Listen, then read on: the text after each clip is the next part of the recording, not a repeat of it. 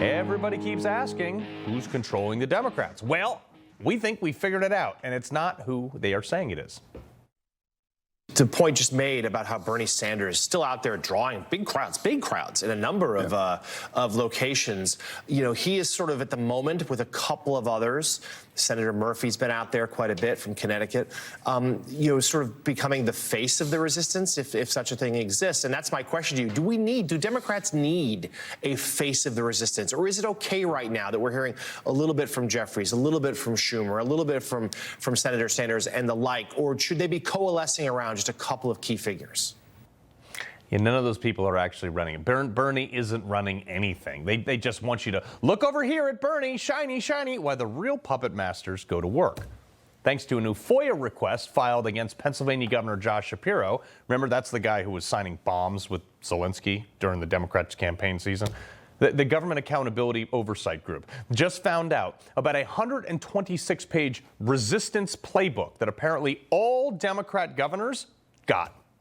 A bunch of liberal groups and former Democrat staffers are involved in this. But the main one, the Governors Action Alliance, which founded another subgroup called Governors Safeguarding Democracy with Illinois Governor J.B. Pritzker and Colorado Governor Jared Polis as the co-chairs. Now, they're not actually the ones running the show. Neither of them have any idea what they're doing. But they have them as the figureheads of a group within another group to further keep you from knowing who is actually in charge of the Democrat Party. Because Democrats prefer to put unelected people in charge of their party, like this woman, Julia Spiegel. Ever heard of her? Yeah, me neither. And Democrats hope to keep it that way. Remember her name, though. She is the CEO of Governors Action Alliance. Her assistant, Emma Clow, at her direction, according to the FOIA emails cited in the Daily Signal, recently sent out this email.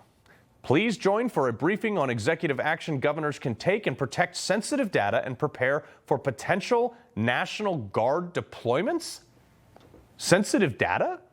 National Guard deployments? Say what? In that briefing, governors were apparently directed to sign a pre-drafted executive order that said, quote, no assistance to deployments over objection of the office of the governor, and that state personnel shall provide no time, money, facilities, property, equipment, personnel, or other resources for purposes of assistance to any National Guard unit of any other state that is deployed to the state. If the officer of the governor of this state, which was a fill-in-the-blank thing right there, has objected to such deployment. Basically, you're on your own and don't listen to the federal government. Like, who drafted that? More unelected people with special interests in their core platform issues like abortion, child sex changes, and lack of cooperation with federal immigration officers. Basically, these orders that are going out that governors are signing basically say, don't help Trump with anything, even though 70% of America wants illegals who commit crimes out of here. And close to 80% of people want you to stop transing the kids. Nope, they don't care. Because the woman who was the former legal counsel to Gavin Newsom says so. Forget the fact that 77 million people who voted for Trump. Forget the federal laws or the fact that these issues are not supported by even the majority of some of the Democrat states.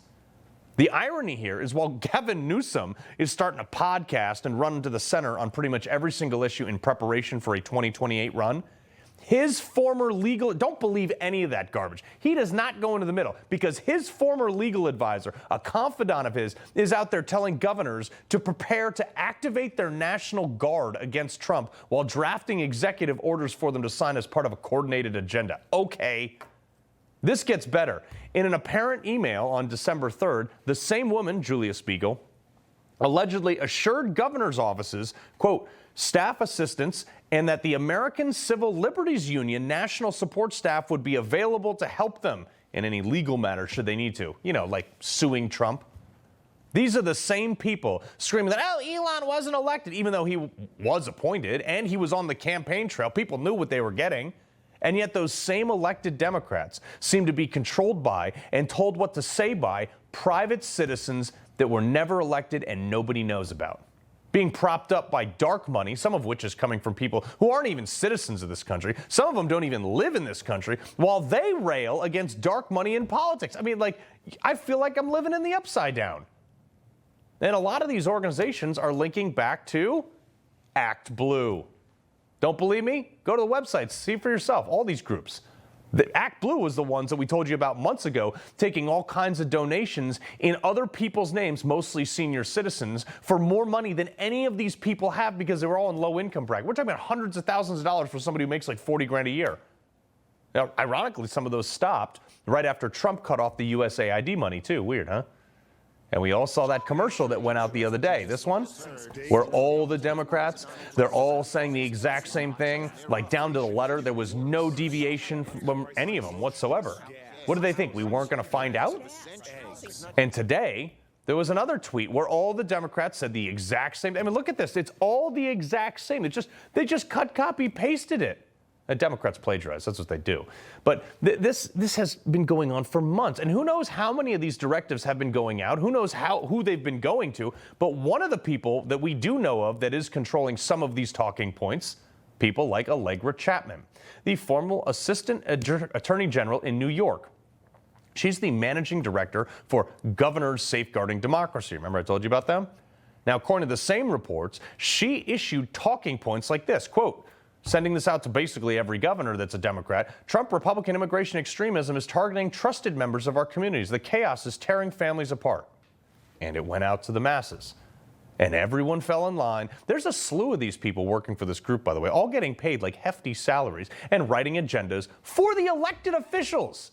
Emily Kirby, former general counsel in North Carolina's Democrat governor. She works for the same organization. Kristen Ford, who was the deputy communications director for Kamala Harris when she was attorney general. She's in the same group too. And while the talking points and the pre-drafted executive orders keep all the Democrat governors on the same page over here, over there comes in Norm Eisen. And probably like a dozen other Democrat shills who all work for him.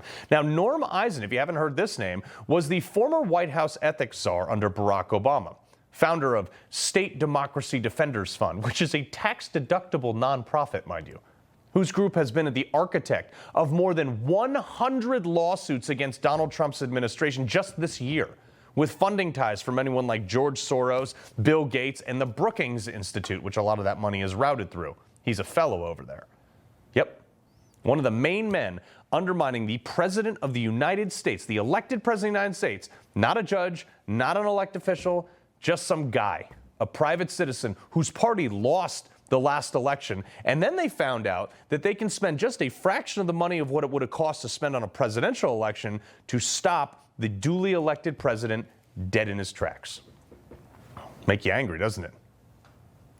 None of these actions that no one is really paying attention to, by the way, until the ruling comes out. Look what happened today. A judge ruled today. He ordered that federal government must reinstate fired employees, probationary fired employees.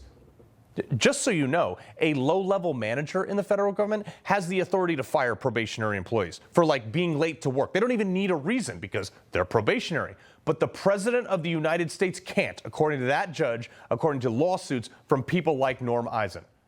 The president's authority is being circumvented by people that no one knows about, that weren't elected, by leveraging friendly judges in hand-picked districts funded by who knows?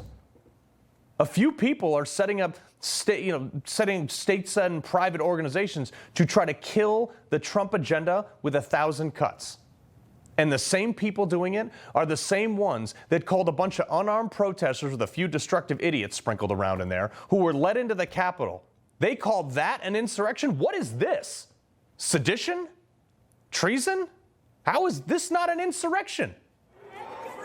And the third prong of this strategy, which is a very important one, that is also usually funded by the same billionaires, some of which don't live here, like you saw today, a bunch of self-hating white liberals protesting at the Trump Tower today.